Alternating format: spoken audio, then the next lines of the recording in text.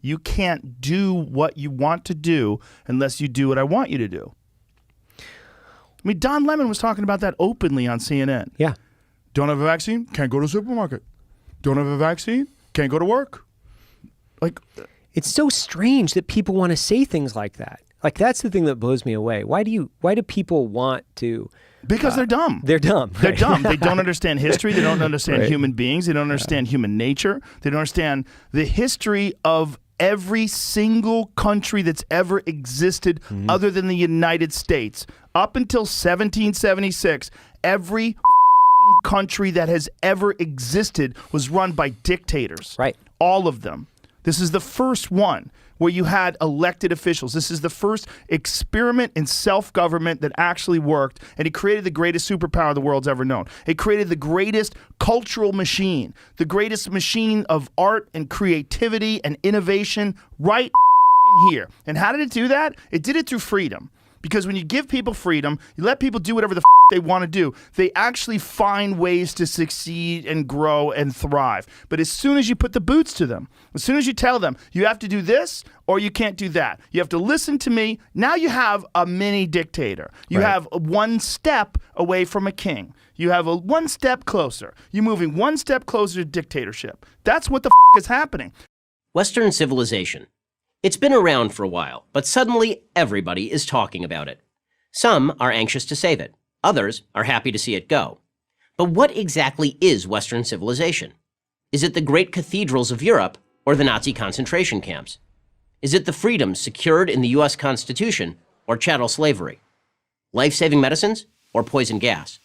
The left likes to focus on the bad: genocide, slavery, environmental destruction. But those have been present in every civilization from time immemorial.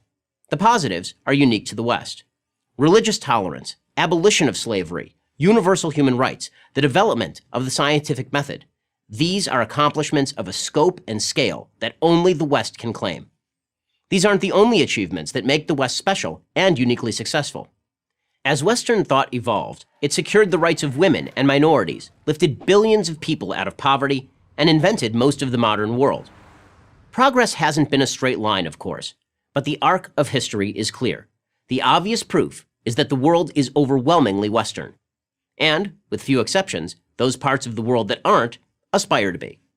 Why? Why has Western civilization been so successful? There are many reasons, but the best place to start is with the teachings and philosophies that emerged from two ancient cities, Jerusalem and Athens. Jerusalem represents religious revelation as manifested in the Judeo-Christian tradition, the beliefs that a good God created an ordered universe and that this God demands moral behavior from his paramount creation, man. The other city, Athens, represents reason and logic as expressed by the great Greek thinkers, Plato and Aristotle, and many others. These two ways of thinking, revelation and reason, live in constant tension.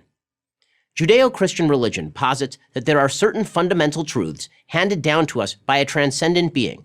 We didn't invent these truths. We received them from God. The rules he lays down for us are vital for building a functioning, moral civilization and for leading a happy life. Greek thinking posits that we only know truth by what we observe, test, and measure. It is not faith but fact that drives our understanding and exploration of the universe. Western civilization, and only Western civilization, has found a way to balance both religious belief and human reason.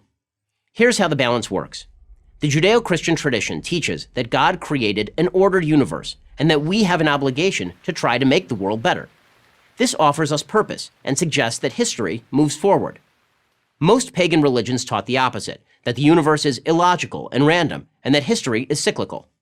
History just endlessly repeats itself, in which case, why bother to innovate or create anything new? Second, Judeo-Christian tradition teaches that every human is created in the image of God. That is, each individual's life is infinitely valuable. This seems self-evident to us now, but only because we have lived with this belief for so long. The far more natural belief is that the strong should subjugate the weak, which is precisely what people did in nearly every society in all of history. Only by recognizing the divine in others did we ever move beyond this amoral thinking toward the concern for human rights, democracy, and free enterprise that characterize the West. But Judeo-Christian religion alone didn't build our modern civilization. We also required Greek reason to teach us objective observation, that man has the capacity to search beyond revelation for answers. Greek reason brought us the notion of the natural law, the idea that we could discover the natural purpose, the telos, of everything in creation by looking to its character. Human beings were created with the unique capacity to reason. Therefore, our telos was to reason. By investing reason with so much power, Greek thought became integral to the Western mission. Nowhere is this more perfectly expressed than in the American Revolution, in which the Founding Fathers took the best of the European Enlightenment, with its roots in Greek thought, and the best of Judeo-Christian practice, with its roots in the Bible, and melded them into a whole new political philosophy. Without Judeo-Christian values, we fall into scientific materialism, the belief that physical matter is the only reality, and therefore also fall into nihilism, the belief that life has no meaning, that we're merely stellar dust in a cold universe. Without Greek reason, we fall into fanaticism, the belief that fundamentalist adherence to unprovable principles represents the only path toward meaning. The Soviet Union, Communist China, and other socialist tyrannies rejected faith and murdered 100 million people in the 20th century. Much of the modern Muslim world has embraced faith, but rejected reason. It's noteworthy that when the Muslim world did embrace Greek reason from the 8th to the 14th centuries, it was a leading center for scientific advancement. So again, we need both Jerusalem and Athens, revelation and reason. And yet many want to reject both. These people call themselves progressives.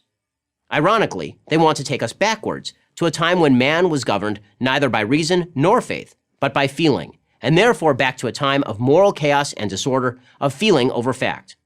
It would be a fatal mistake to follow the progressives. Stick with Athens and Jerusalem. I'm Ben Shapiro, editor of The Daily Wire and author of The Right Side of History for Prager University.